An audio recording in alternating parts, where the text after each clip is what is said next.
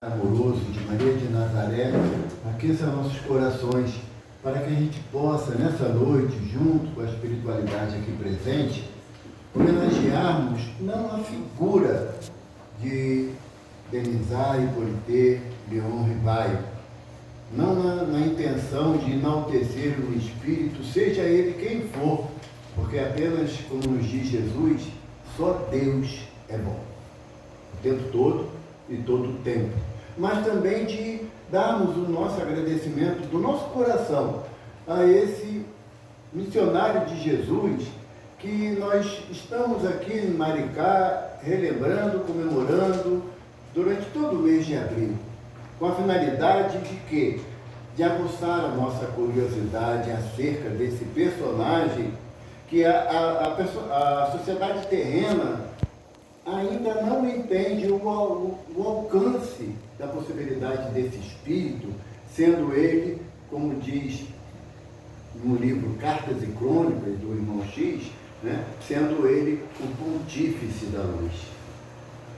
A nossa finalidade de falar sobre a missão de Kardec é, de uma certa forma, guardando as devidas proporções, também nos referenciarmos às nossas missões, aos nossos compromissos, às tarefas que voluntariamente nós aceitamos antes da presente encarnação, porque não existe, à luz do progresso espiritual realizado em todos os quadrantes do multiverso, nenhuma encarnação casual. Eu não sabia de nada, cheguei aqui, me percebi reencarnado e eu nem sei direito o que eu vim fazer. Não existe essa possibilidade, porque a lei de Deus é uma lei de progresso. Eu costumo dizer que a doutrina espírita, ela não é salvacionista. Quem está vindo à casa espírita para tomar um passe, beber água fluidificada, assistir uma palestra, achando que está resolvido o seu processo de progresso moral, está enganado completamente. A doutrina espírita é uma doutrina progressista. À medida que eu vou estudando, que eu vou interpretando, dentro das minhas possibilidades, eu começo a deixar de realizar certas atividades, certas atitudes, que não condizem com aquilo que é proposta, basicamente, do Evangelho de Jesus traz para cada um de nós. Então, quando nós falamos de missão de Allan Kardec, nós estamos invariavelmente também falando das nossas missões, dos nossos compromissos, das nossas responsabilidades. Todo espírito encarnado nesse planeta tem uma tarefa a cumprir. Todo e qualquer. Não tem nenhum espírito, pela maior dificuldade que ele tenha, seja de forma social, financeira, político, ou mesmo de equilíbrio, de equilíbrio íntimo, todo espírito tem uma tarefa a desempenhar. Evidentemente, quando nós estamos dentro de uma comunidade espírita, isso fica mais acentuado.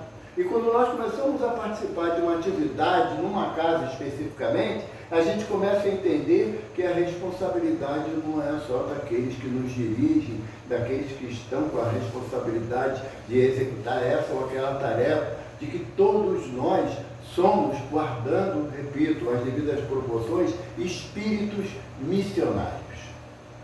Sendo que a missão de cada um é compatível com a sua possibilidade de realização. Diz o Espírito Protetor no Evangelho segundo o Espiritismo que Deus não oferece a um soldado de pouca possibilidade a tarefa de grandes batalhas, apenas grandes generais são incumbidos dessa tarefa. E quando eu olho para a minha realidade de espírito encarnado, eu vejo que a minha condição de soldado, eu não posso empreender uma tarefa muito grande para o qual eu não estou preparado. Quando nós falamos de Allan Kardec, nós não podemos nos ater ao dia 18 de abril de 1857, na edição do primeiro livro dos Espíritos, com 501 questões. Não podemos nos ater a isso. A história é extremamente antiga. Antiga a que ponto? Lá na época da Idade Média, quando a França enfrentava uma guerra absurda com a Inglaterra, a Guerra dos 100 Anos, a espiritualidade promoveu o reencarne de uma jovem, a donzela de Dom Remy, Joana d'Arc, para que pudesse começar um processo de unificação da França. Por quê? A França estava esfacelada não só pelas questões da própria guerra, mas também pelos ducados que existiam, cada grupo feudal queria mandar mais do que o outro. Era necessário que a França se unisse como nação para que ela pudesse oferecer as condições sociopolíticas e econômicas para, quando chegasse no ano do Brumário de 1799, ou seja, novembro de 1799, fosse realizada um conclave na espiritualidade, aonde reuniam-se aquele dia inúmeras personalidades das diversas culturas da Terra. Buda, Confúcio, Lao Tse, Sócrates, Platão, Agostinho, Lacordaire, Lamennais, espíritos de grandes correntes filosóficas e social, não só de França, mas da Europa, daquele tempo conhecido, ou da Grécia Antiga, ou da Roma Antiga, com a finalidade de se unirem, porque era chegado o momento do Consolador, como Jesus dissera lá em João, capítulo 14, versículo 15 a 26, a necessidade de que os meus discípulos serão conhecidos por muitos se amarem. E se, amando os meus discípulos, eu rogarei ao Pai e Ele vos enviará um novo Consolador. Muito poucas vezes nós observamos essa proposta de Jesus quando Ele nos fala de um novo Consolador. Por quê? O primeiro e o maior Consolador que nós temos é a figura do Divino Mestre Jesus, na sua boa nova, na sua mensagem que Ele trouxera de Deus, nos mostrando a necessidade de quê? Do amor.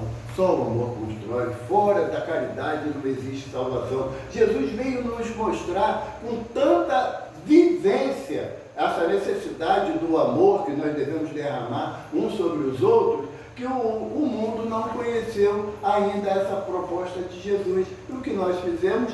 Cometemos a atrocidade de prendê-lo, de crucificá-lo, né? Mas mesmo assim o amor dele tudo supera. E quando ele nos propõe um novo Consolador, é o que? O primeiro foi o amor. Nós tivemos dificuldade de compreender o amor até os dias de hoje. Então o novo Consolador vem trazer o quê? A razão, a fé raciocinada, para que a gente saia daquele obscurantismo da ideia do cristianismo nascente, de que tudo é mistério de Deus, tudo é segredo de Deus, para mostrar para a gente que apenas através do discernimento, da fé raciocinada, de querer se questionar acerca dos pontos mais basilares do Evangelho de Jesus, é o novo Consolador que nos promete isso.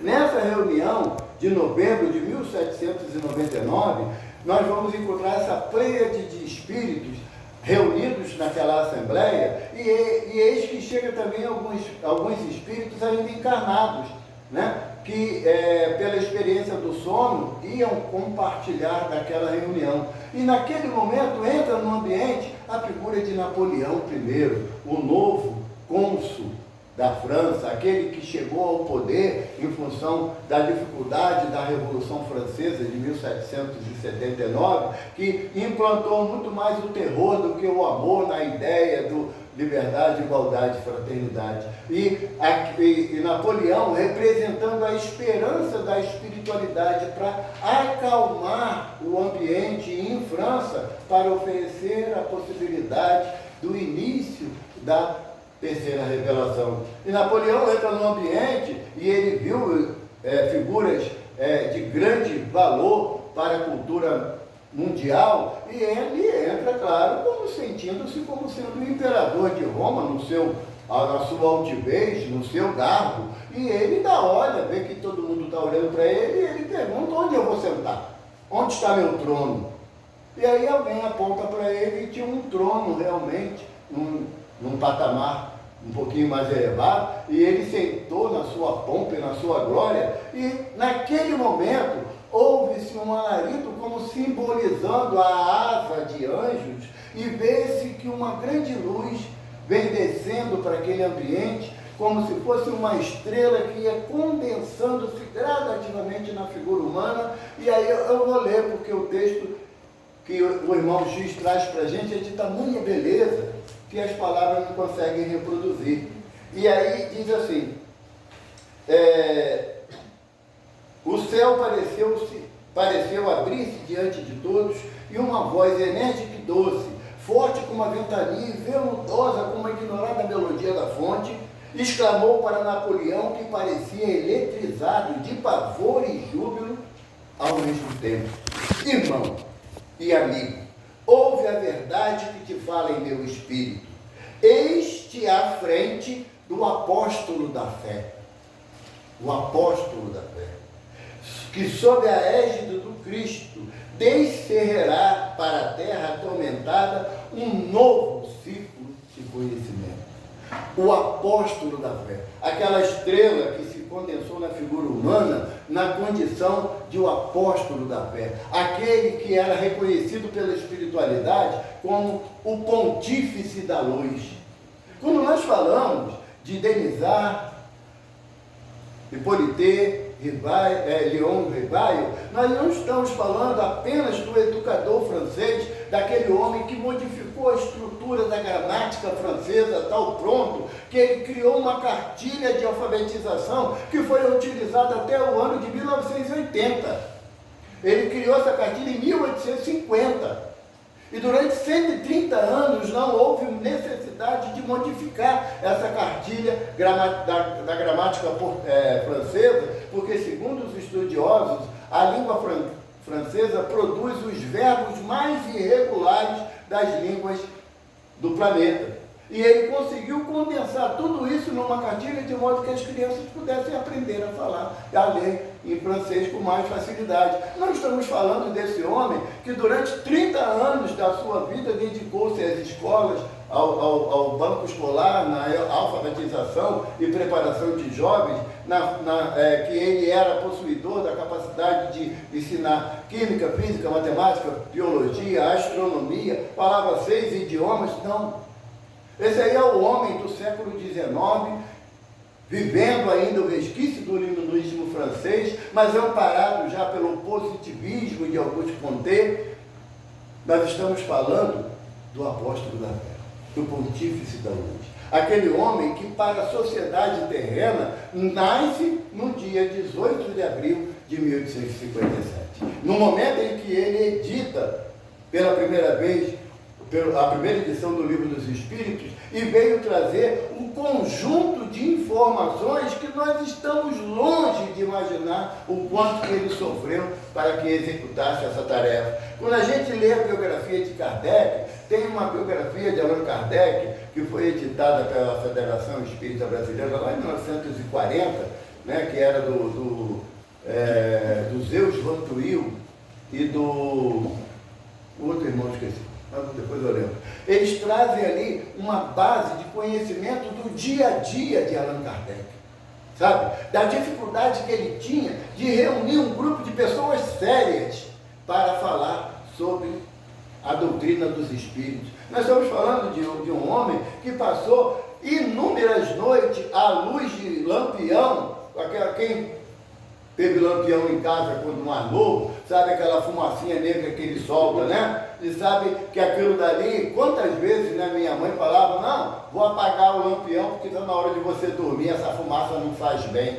Na época do professor Rivaio só tinha aquele meio de iluminação pública, então ele tinha que passar, e passou inúmeras noites recebendo as informações não só dos espíritos que eram trazidos pela jovem Caroline Baudin e Emílie Baudin, duas jovens de 16 e 14 anos, sabe? Ou então da senhorita Jafé, né? Já uma jovem senhora de 25 anos, ou ainda mais adiante de Hermance Dufour, que foi a grande intérprete do Espírito de Verdade. Então, quando nós falamos do senhor Rivaio, nós não estamos falando de 30 anos dedicado à causa pública, à ciência humana, ao magnetismo. Não, nós estamos falando daquele que abandonou o seu íntimo, as suas buscas, o seu desejo principal para se agregar na tarefa que os benfeitores lhe confiaram. Por quê? Porque ele sabia da sua missão. Ele não caiu de paraquedas, como muitas das vezes se passa no movimento espírita, que Rivaio, do nada, né, uma expressão que o espírita gosta de usar, que eu não sei o que significa, do nada, de repente, sabe? E nós somos conhecedores de que a vontade de Deus se faz do ínfimo ao infinito. Então não existe do nada, não existe o acaso dentro da lei de Deus. O acaso, ele, como diz Joana de Ângeles, né, naquele livro O Homem Integral, a Joana fala que o acaso é o meio pelo qual Deus permite que aconteçam as coisas que você deve fazer. Sabe? Eu nem vim aqui no ar. Aí, do nada, eu resolvi vir, né? Esse do nada aí é a vontade de Deus, é a lei de Deus imprimindo e fluindo na gente para que a gente faça aquilo que estava programado para fazer. Então, o senhor Rivaio, quando ele começa a se reunir junto com o senhor Didier, junto com o Luiz Bodan, naquela perspectiva de analisar as comunicações das mesas girantes, tá? Eu gosto de explicar isso porque a ideia da gente em relação à mesa girante daquela época ainda é uma ideia um pouco ainda romantizada, né? Porque a gente imagina aquelas mesas antigas das casas de família, de madeira maciça, né? Não, nessa época já se produzia umas mesas dessa altura com 3 pés para que elas estabelecessem o processo das manifestações da mesa girante. A coisa já estava mais organizada. Não tinha aquela visão da mesa do ambiente, por exemplo, ali onde está a Bernadette, ali a mesa simplesmente começar a levantar e voando para lá e para cá. É evidente, se acontece isso, não, eu ia ficar provavelmente, eu e Maristela sozinho aqui, todo mundo ia sair correndo de medo, né? Porque nós somos espíritas, mas não conhecemos os fenômenos espíritas. Nós somos espíritas, mas não acreditamos na ação da espiritualidade em nossas vidas, em nossas decisões cotidianas. Mas quando o senhor Rivaio começa a se interessar pela primeira vez e ele vai na casa de Madame Plenemaison, né, que era uma senhora, uma viúva de um respeito inatingível na sociedade de Paris daquela época. Se Madame Plenemaison falasse que aquela casa ali não era confiável, ninguém entrava pela figura de retidão que ela representava. E quando o senhor Rivaio recebe a informação pelo senhor Didier que a reunião era na casa dela, ele falou assim, então alguma coisa de seriedade existe. Porque ela não iria se prestar às falcatruas que tanto acontecem nos movimentos de hoje. Ainda hoje, alguns jovens e adultos querem fazer a brincadeira do copo, a brincadeira do compasso, né, sem que saiba a responsabilidade que estão assumindo por essas brincadeiras inocentes. Porque brincadeira inocente é quando são 2 crianças de 3 anos que começam a brincar. Então, envolve alguém que tem uma percepção maior de entendimento, então deixa de ser brincadeira inocente e passa a ter um envolvimento com uma espiritualidade que nós não podemos determinar. Quando ele vai a primeira vez e ele percebe que as ações que ali acontecem diferem de tudo que ele imaginava em relação ao magnetismo e à eletricidade, que ele era um estudioso dessas 2 matérias, e ele começa a perceber que há uma ação inteligente dominando aquelas ações físicas. E toda ação inteligente tem que ter uma causa inteligente. Então, a veia de pesquisador, de cientista, Kardec Rivaio fazia parte da Sociedade de Estudos de Paris, a Sociedade de Estudos Científicos de Paris. Sabe o que representava isso naquela época? A mesma coisa que representa a NASA hoje. As mentes mais brilhantes do mundo participavam dessa Sociedade de Estudos Científicos de Paris. Então, como é que você vai colocar um homem que tem esse cabedal de conhecimento à guisa de um curioso que foi ver mesa girante? Diante dos fenômenos que se reproduziam em massa, ele percebeu que algo a mais ali existia. E sabe qual foi o grande ponto de partida de seu Rivaio para que as reuniões que eram realizadas na casa de Madame Plenemaison ou na casa da família Bodan, sabe qual foi o ponto de partida dele? A partir da próxima semana nos reuniremos aqui no horário estabelecido das 20 horas, onde iniciaremos com uma prece a Deus Todo-Poderoso e unicamente a Ele, e ficaremos em silêncio até que as manifestações acontecessem. A primeira vez que se reuniram-se 38 pessoas. Nesse processo novo, nesse método novo que o senhor Rivaio propôs, aceito pelos donos da casa, na segunda oportunidade tinha 15. Por quê? Porque ele não permitia as perguntas frívolas. Vai chover amanhã?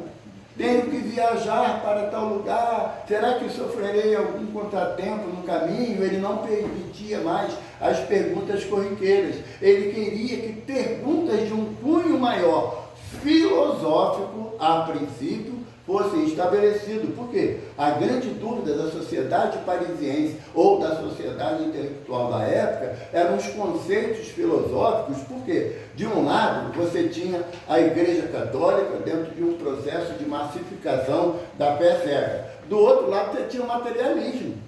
Você não tinha um meio termo.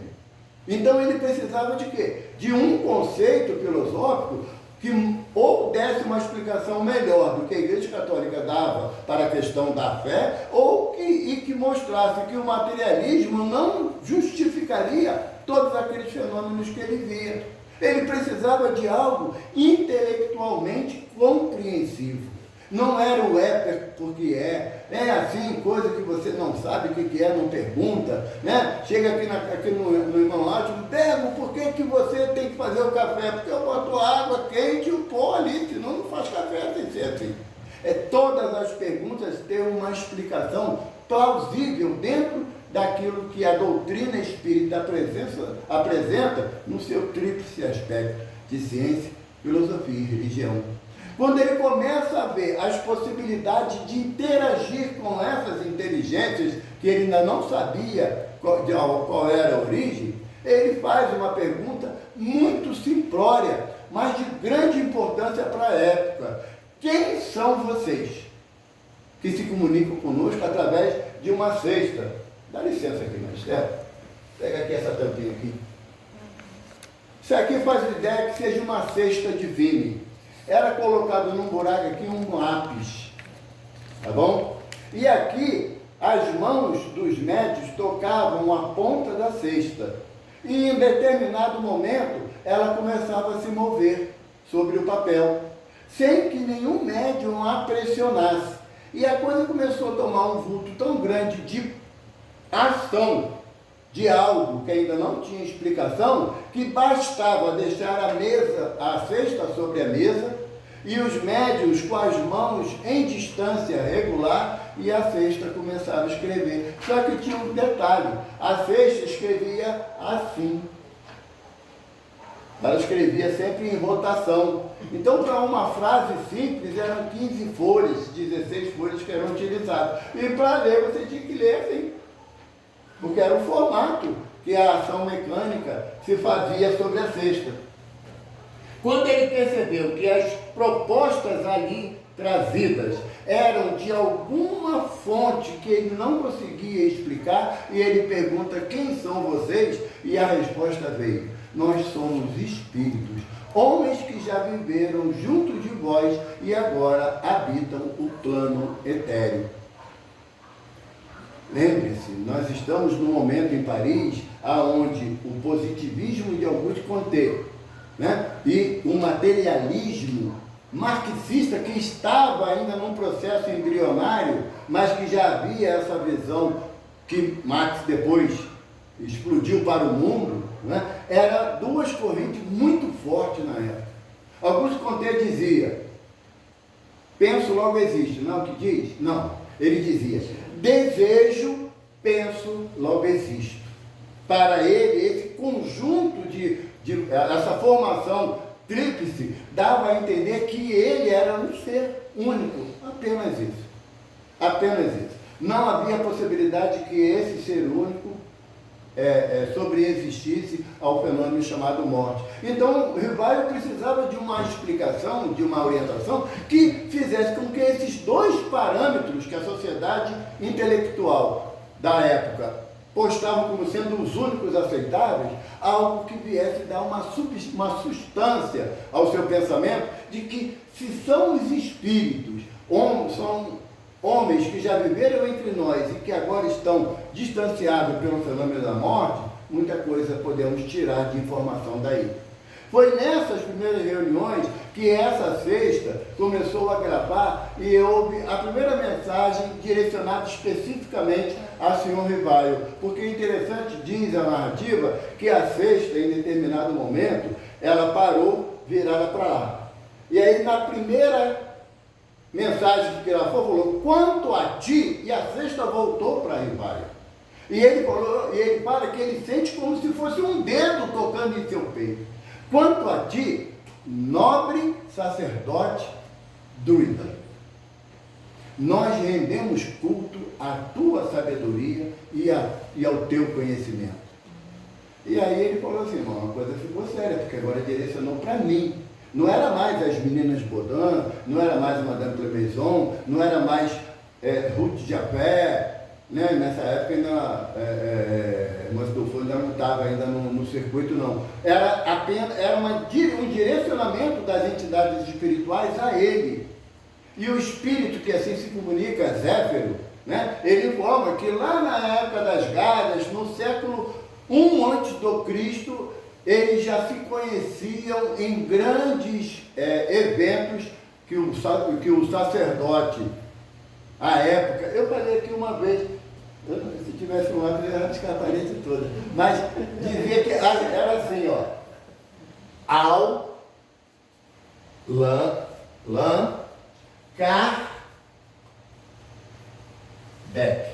Não era, aí, lógico que a cultura da época juntou o nome e aí formulou o nome que hoje é conhecido aqui no Brasil, mas ainda desconhecido em Paris, né? Da figura de Allan Kardec, como simbolizando aquele druida lá do século I a.C., que tinha a finalidade de quê? De trazer, e a cultura druida era uma das poucas culturas que cultuavam e comunicavam com os seus ancestrais.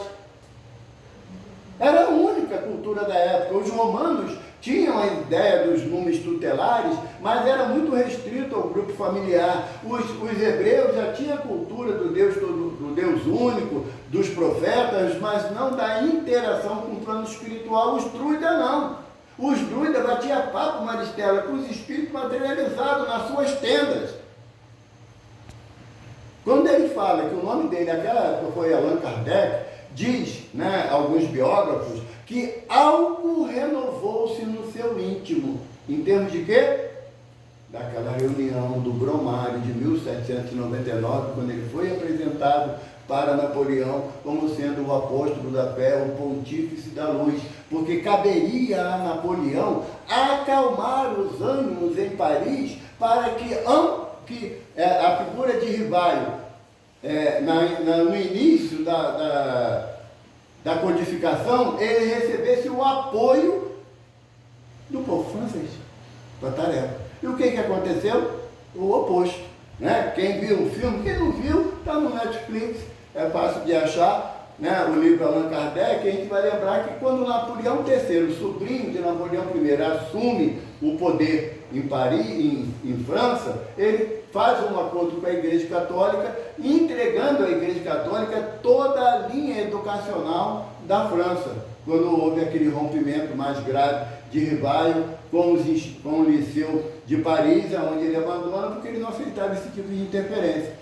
Quando começa no desenrolar das tarefas na casa da família Baudin, ou ainda com o senhorita Japé, ele começou a receber comunicações de cunho pessoal quanto à tarefa que ele ia desenvolver.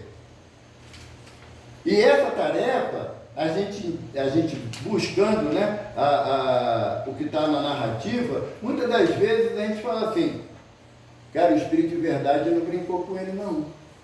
Não ofereceu a ele que seria um mar de almirante, aonde navegaria a nave da terceira revelação dentro de uma tranquilidade, sabe, né? Dentro de uma paz tão tranquila, em momento nenhum, porque o Espírito de Verdade fala assim para ele, o que ele poderia fazer para que a tarefa se cumprisse? O bem, e dispor-se a suportar corajosamente qualquer provação para defender a verdade, ainda que precise beber cicuta. Ou beber o veneno, aqueles que eram condenados na época de Sócrates, né? Que foi condenado por falar a verdade a beber cicuta. Tanto que um dos discípulos falou assim, mas é um absurdo, mestre, você foi condenado à morte. Terás que beber cicuta. Mas você é inocente. Ele falou, querias que eu fosse culpado? Não, eu sou inocente. A minha consciência me tranquiliza quanto a isso. A arbitrariedade é de quem me condenou. E também com Kardec não foi diferente. Ele enfrentou tantas dificuldades. O que mais dói a Kardec não é as agressões que a Igreja Católica, o grupo protestante, que na época era também forte, também em algumas colônias, em algumas cidades francesas, era o que mais doía no coração dele, é o que a gente chama hoje de fogo amigo. Sabe? Quando a diretoria da casa se reúne e fala assim, puxa gente, vamos pintar a casa precisa ser pintada, e aí chega, pinta, olha, mas só deu para comprar tinta branca, que é mais barata. Horrível a tinta branca. Horrível. Todo dia a mesma coisa, essa tinta não muda não. Essa diretoria não tem imaginação? Tem imaginação, só não tem dinheiro, é diferente. Né? Então o que mais doía a Kardec era o fogo amigo. Aqueles que estavam trabalhando com ele na codificação da doutrina e desciam o sarrafo nele pela sua prepotência, o seu desejo de aparecer, que só o nome dele que podia figurar. E ele falou assim, ainda não tendes a maturidade necessária para levar chicotada e abençoar o chicoteador. Quem de nós, sofrendo uma agressão física ou mesmo uma verbal, e olhar para a pessoa e dizer assim, tá bom, agora vamos fazer a tarefa que nos compete. Tem um espírito que eu sempre trago no meu coração, Felinto Manuel, lá de Belo Horizonte. Era comum a fazer a campanha do quilo lá, de bater em porta, né, pedindo 1 quilo para formar as cestas básicas, para ajudar a família, e ele bateu na casa de uma família católica praticante, né? E quando ele bate palma, que a mulher vem, e ele, minha irmã, bom dia, ela deu uma cusparada na cara dele. Ele falou assim, a minha parte eu já recebi, muito obrigado. Agora você tem 1 quilo de alimento perecível para dar para os irmãos necessitados? Sabe, Beto? É bravo, porque se a gente passa na rua, o outro não cumprimenta a gente já fica de bico, né? Não para analisar se a pessoa está passando por uma dificuldade qualquer momentânea, né? Que a pessoa está passando por uma dor, passando por uma desilusão, nada disso a gente pensa, pensa que é mal educado e acabou. Não né? faz um cumprimento. Não. E se fingir, se falar comigo, eu fingi que não ouvi, né? Entendeu? Então, Kardec sofreu inúmeras pressões daqueles que andavam junto dele. Ele chega em um certo momento para a Mary Gabrielle Baudet, né, sua esposa, a doce Gabi, tá? Ele chega para ela e fala assim, eis que o meu peito sangra, não pela incompreensão dos incrédulos, mas pela negativa daqueles que conosco caminham. Não sei até quanto tempo eu suportarei tamanha desilusão, mas nós temos um congresso para participar na cidade de Lyon em maio de 1869. Caso eu desencarne, você me prometa, doce Gabi, que você vai. Olha o compromisso dele com a difusão da doutrina espírita. Olha o compromisso dele. E quando ele estava nessa angústia, eis que toca a campainha, bate na porta dele, na Rua dos Mártires, número 8, e ele chega o correio trazendo um embrulho, ele observou que era um livro, pelo volume, ele abre o livro, e dentro do livro, na contracapa, tinha uma dedicatória.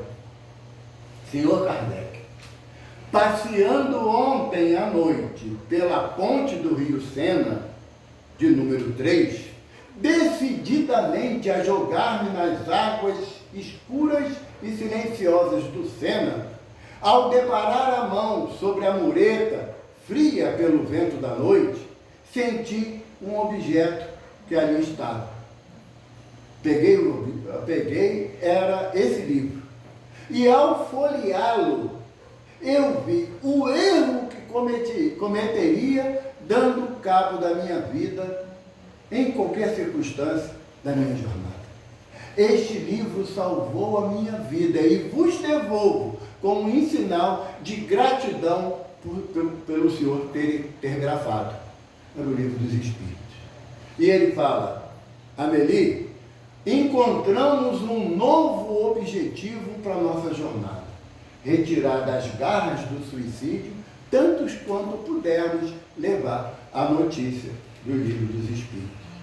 Quando ele chega numa reunião particular com a irmã Dufour, pai dela era conde da realeza de França da época, e o pai, o senhor Dufour, fala para ele: minha filha entra em certos transes que chega à raia do sofrimento, e alguém, pela boca dela, disse para procurar o senhor.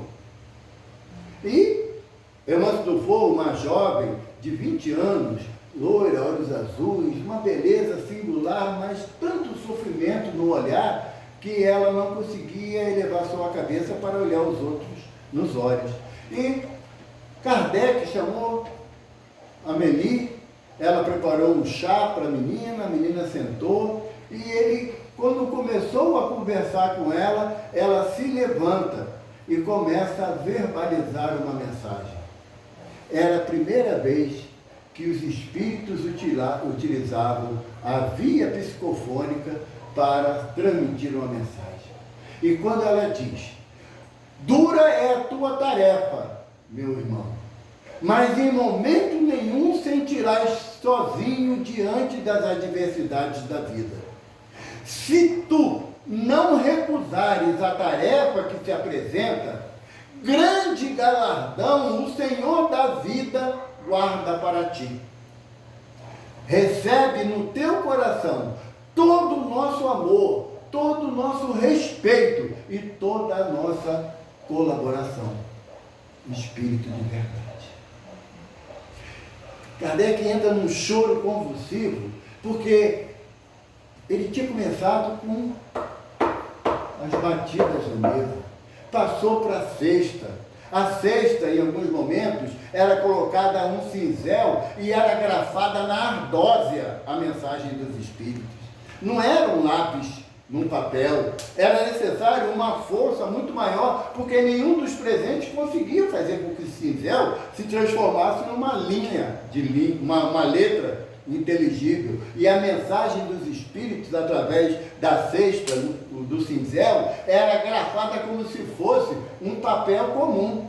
Ele viu que em determinado momento o Espírito São Luís, através da jovem Julie Baudin, diz, grafando, fala através da menina Júlia: por que não pegas um lápis para que a mensagem venha através das mãos da menina Julie? Aí deram um lápis na mão dela, a menina, na época, com 13 para 14 anos, e começou a gravar. Hoje a gente quer limitar a participação dos jovens nas nossas casas, né? Nas nossas reuniões, sabe? A gente estipula, não, tem que ter tal idade, e o espírito, qual é a idade dele, qual é o preparo dele, qual é o compromisso dele, por que não oferecer oportunidade sem que seja uma imposição de uma vontade? Não é? Porque a cada espírito é dada a oportunidade de acordo com o seu momento. Mas se a gente fechar isso numa ideia pessoal, num personalismo de que eu quero assim, nós vamos, muitas das vezes, desinteressar o jovem das atividades na casa espírita. E caso vocês não saibam, eu vou dar essa informação, todos nós iremos desencarnar. E se não tivermos uma nova cultura juvenil dentro da nossa casa, quem vai tocar a casa? E não pense que quando chegar na espiritualidade, o irmão Átimo está lá com uma banda de fanfarra, tocando música, bem-vindo aqui para o plano espiritual elevado, porque você trabalhou na casa Átimo. Não, vai perguntar assim: o que você fez dos ensinamentos que recebeu na casa Átimo?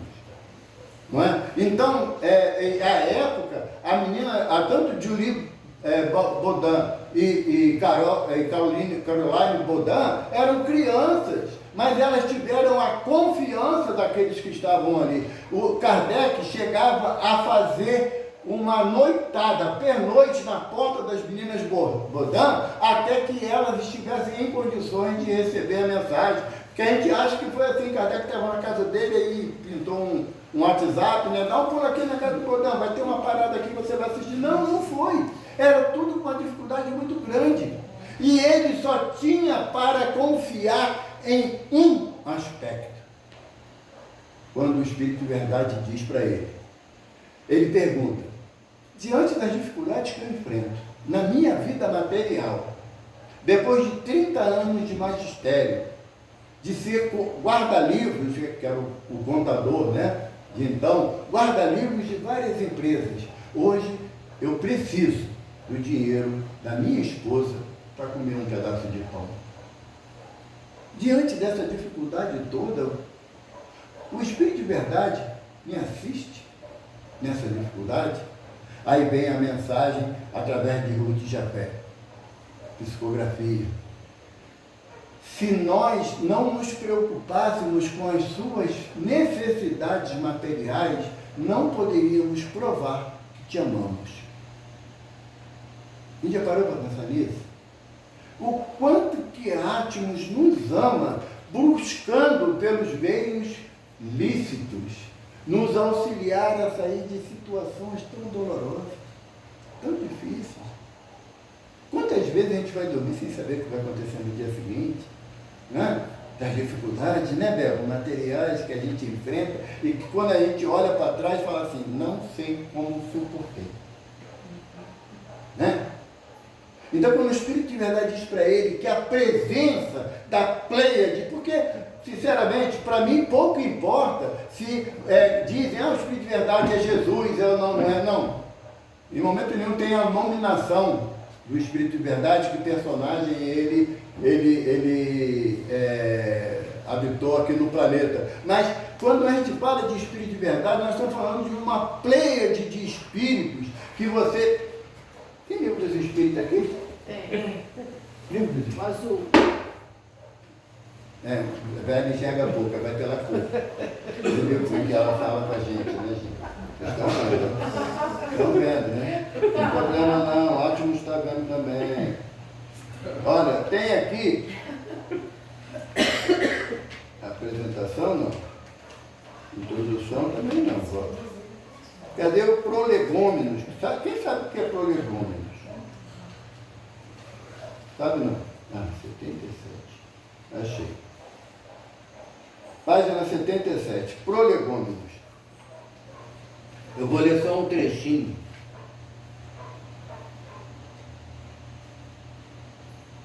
Não está aqui. Trocaram. No Prolegômenos, na outra edição, que não é essa que é do Evandro Noleto Bezerra, ele vem falando, os espíritos vêm falando da necessidade de se reunirem para auxiliar o homem no seu progresso, na sua intelectualização. E no final da página, eles assinam, 13 espíritos assinam aquela obra. Achou? Está vendo? Deixa eu ver. Ele fala que 13 espíritos assinam aquela obra. Você sabe quem é o primeiro espírito? Aqui, ó. Estou achando. Obrigadão, amigo. Tá? Ele fala assim, ó, o orgulho e a ambição serão sempre uma barreira entre o homem e Deus. São um véu lançado sobre as claridades celestes e Deus não pode servir-se de cego para fazer que compreendamos a luz. Assina São João Evangelista, Santo Agostinho, São Vicente de Paulo, São Luís, o Espírito da Verdade, Sócrates, Platão, Fénelon, Franklin, Swedenborg, Emmanuel e etc. Quando ele fala, o primeiro que assina é São João Evangelista. Quando vocês tiverem tempo, vocês pegam o Evangelho, Atos dos Apóstolos, quando falando de Jesus, depois da reunião dos 500 da Galileia, Pedro fala assim, Senhor, e quanto a ele, já que todos teremos que partir, como tu nos alerta, não ia ficar para mim não, tá bom?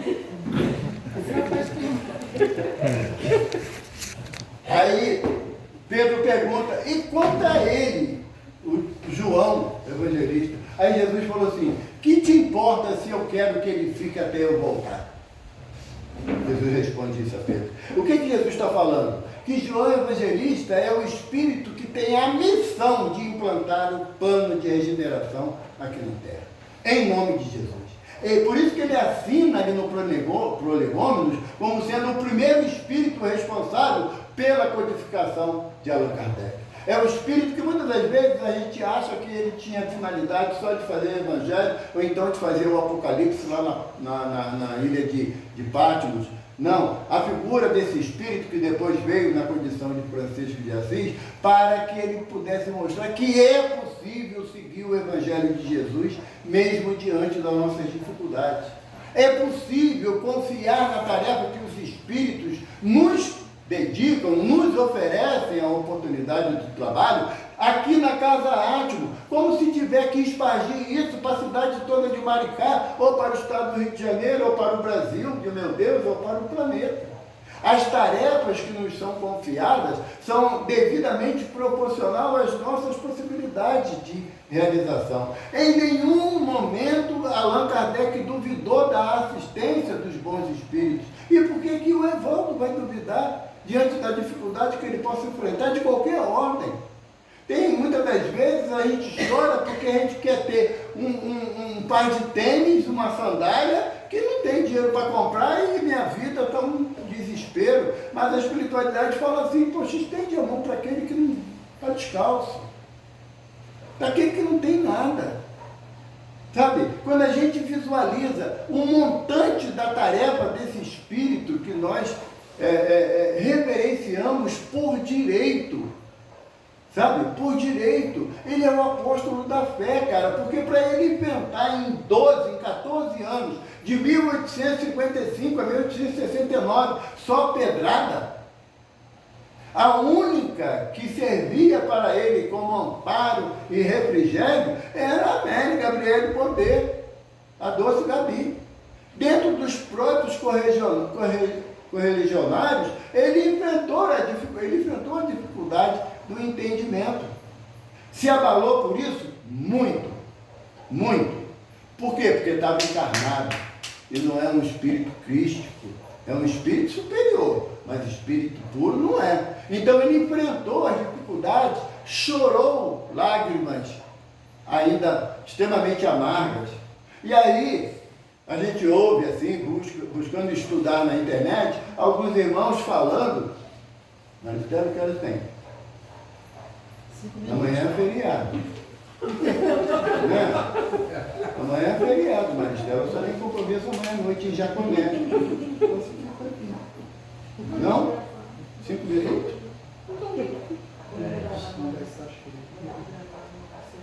Deixa eles parar de brigar ali, né? Tá? Então, quando a gente fala na figura daquilo que ele enfrentou nesses 14 anos de missão dele, a gente não está falando que ele, fim de semana, tirava um tempinho para pegar a praia em Maricá, não, gente. Ele não tinha direito a descanso. Ele dormia 2 horas por noite. Eu durmo 8 horas e ainda reclamo, velho. 2 horas por noite, porque ele tinha a dimensão da tarefa dele de deixar esquematizado à luz daquilo que os espíritos lhe traziam de informações, um conceito de ciência, de filosofia e de religião. Na primeira fase, no Evangelho segundo o Espiritismo, como João leu aqui para a gente, está lá, fé inabalável só é aquela que pode enfrentar a razão em todas as épocas da humanidade. O que é fé inabalável? É eu ver a minha mãe, meu pai, meu irmão, meu filho em cima de uma mesa, dentro de um caixão, e saber que Deus é amor. Sabe? Quando na hora que eu perco o emprego e que não tenho como levar o leite amanhã para os meus filhos, saber que Deus é amor. Isso é fé inabalável. Agora, como diz o ditado, né? Barriga cheia, goiaba tem bicho, ter fé inabalável, como está tudo tranquilo, sem problema nenhum na vida da gente, isso aí não é ter fé, isso é conformismo. Ter fé é saber que mesmo tendo que levantar de manhã, diante de todas as dificuldades que a gente enfrenta, de ordem física, moral ou espiritual, que cada um sabe o peso que carrega, sabe? E falar igual o senhor Kardec falava, quando ele levantava de manhã, lá na Rua dos Mártires, né, número 8, quando ele falava assim, diante da possibilidade de novas realizações, ponho-me de pé, para que a verdade seja levada aonde for necessário. A proposta de Átmos trazer esse tema para a gente é, primeiro, todos nós temos uma missão sim. Ninguém está aqui para passear, para tirar férias. Todos nós temos tarefas. E não importa se é na Feira do Livro, né, Álvaro? Ou se é na distribuição de cesta básica, atendendo aquele que chora, sabe? Não importa. É você saber que a tarefa, ela será cumprida, será exercida dentro da fé inabalável, da confiança de que nós não estamos sozinhos. De chegar aqui no átrio, sem me importar se a parede é branca ou não, mas o que eu posso ajudar a Maristela? Sabe? Chegar para a direção da casa, olha só, Maristela, eu não entendo o que você falou, mas eu quero ajudar no que for preciso. Porque a doutrina espírita não é feita de espíritos puros. A doutrina espírita, ela é feita de espíritos em busca da pureza, da perfeição. E todos nós, aqui reunidos, em nome de Átimos, tantos amigos espirituais aqui para nos abraçar, é para falar assim, eles falam para a gente, nós confiamos em vocês. Jesus fala assim para Bartolomeu, lá no livro Boa Nova, na página sobre bom ânimo, Jesus fala assim, como Bartolomeu fala para ele, mestre, a humanidade, o homem é muito mau, muito frágil, tudo ele quer levar para o lado da agressão, da violência. O senhor acha que o Evangelho vai impor uma renovação? Aí Jesus fala assim, Bartolomeu, o Evangelho não impõe nada, ele propõe uma transformação. E se eu, Bartolomeu, não acreditasse na capacidade do homem de se modificar, eu não teria vindo. Jesus veio porque confia na gente. Kardec veio para que represente essa confiança na obra que ele codificou para todos nós. Graças a Deus.